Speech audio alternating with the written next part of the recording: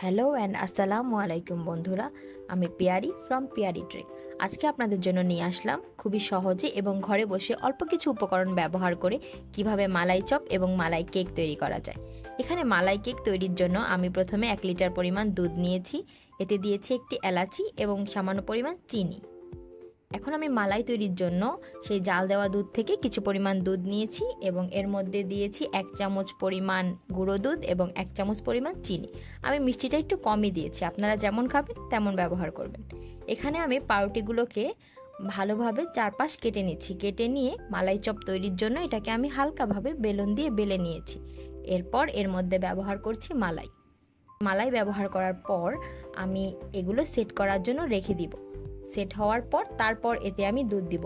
আরেকটি বিষয় হচ্ছে, আপনারা যে দুধটি এর মধ্যে ব্যবহার করবেন, জাল দেওয়া দুধটা অবশ্যই বেশি ঘন করবেন না।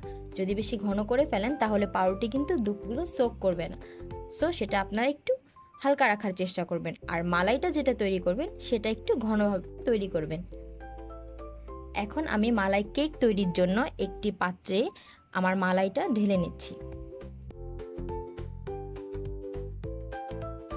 এবং এর মধ্যে কেটে রাখা পাউরুটিগুলো সেট করছি। এরপর দিয়ে দিচ্ছি সামান্য পরিমাণে মালাই এবং ভরে ভরে ব্যবহার করছি ড্রাই ফ্রুট, কাঠবাদাম, চীনাবাদাম এবং পেস্তা বাদাম। আপনারা চাইলে অন্য কিছু, খেজুর অথবা আরও কিছু ব্যবহার করতে চাইলে ব্যবহার করতে পারেন।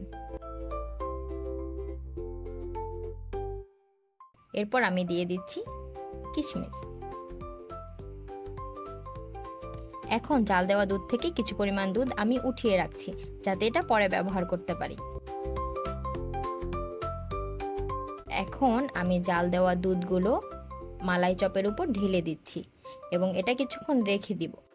দেখতেই পাচ্ছেন, সামান্য পরিমাণ দুধ দিয়ে মালাই চপগুলো সেট হওয়ার জন্য আমি রেখে দিয়েছি এবং যে দুধটুকু তুলে রেখেছিলাম এটা দরকার হলে আমি পরে ব্যবহার করব।